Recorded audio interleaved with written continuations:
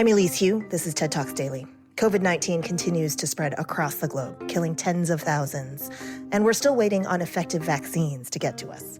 In today's episode, the infectious disease researcher Sophie Rose introduces us to the idea of human challenge trials. That's where volunteers deliberately expose themselves to the coronavirus to find out whether vaccines are effective.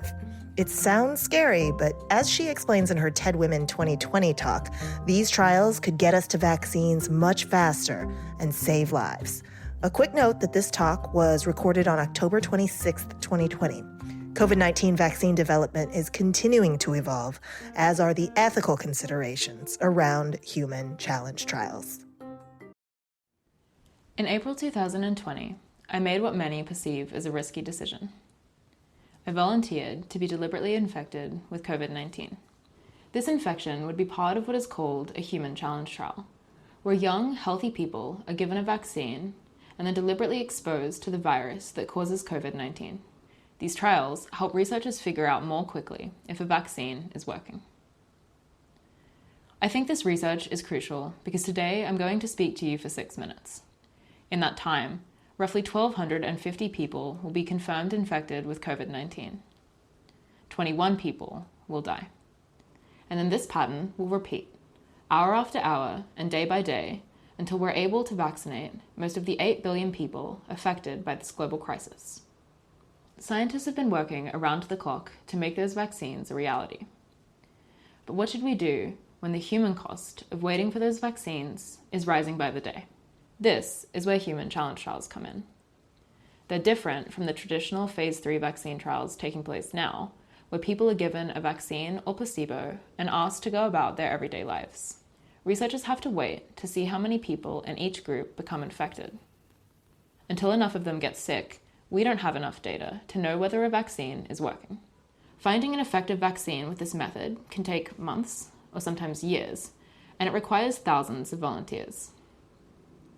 A challenge trial works faster because researchers control exposure instead of waiting for people to get sick.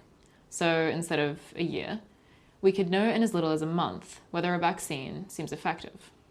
Instead of thousands of volunteers, a challenge trial relies on just 50 to 100. Because we know for certain when people are exposed and develop disease, these trials also allow us to gather data about the early stages of infection and our immune response. This data is impossible to gather in any other way, especially for people who become infected but never show symptoms. This knowledge is important for designing policies that limit COVID-19 transmission. The time saved translates into precious months' head start on manufacturing, getting us more working COVID-19 vaccines faster. These trials are useful, even though recent phase 3 results sound encouraging. The arrival of the first vaccine is going to be a monumental breakthrough. It just isn't quite the fairy tale ending we're all hoping for.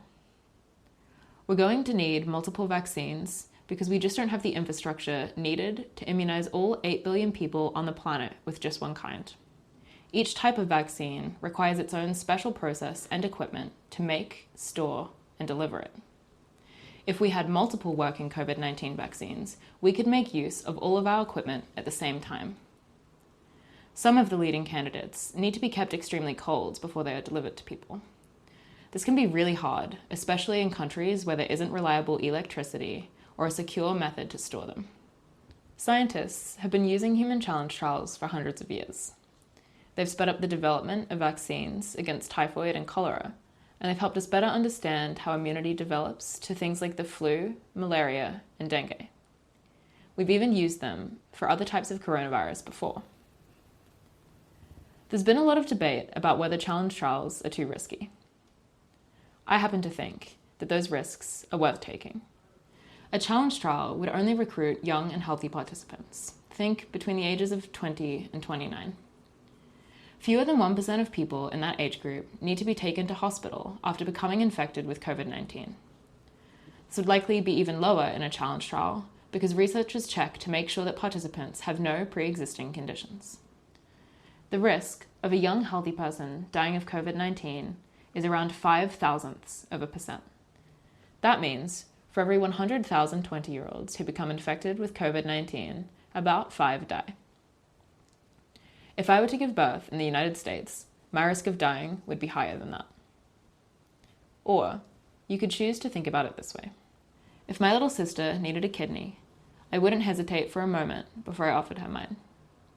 And if I can take on that risk to benefit a loved one, it makes sense to allow people to take on a similar risk, to speed up the development of a vaccine that would benefit not just their loved ones, but everyone around them as well. There's a lot we still don't know, especially about the long-term effects of COVID-19 infection.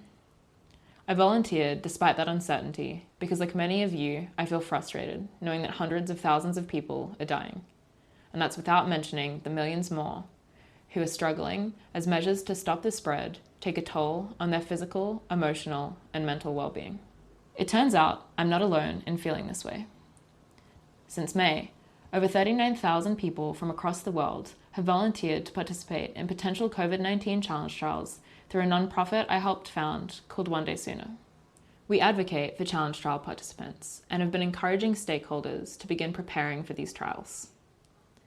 As early as May, when challenge trials were still being considered for their role in the fight against COVID-19, the World Health Organization cited One Day Sooner as an example of the kind of public engagement needed to run a challenge trial.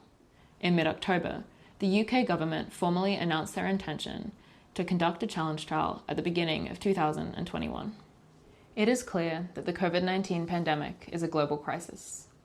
It has inspired record-shattering innovation, and it has highlighted the heroic acts of many frontline workers, but it has also taken a catastrophic toll. The arrival of each new vaccine brings us one step closer to rebuilding, but the true global solution lies in those vaccines being in the hands of people all over the world. Challenge trials could be a part of that solution. Thank you.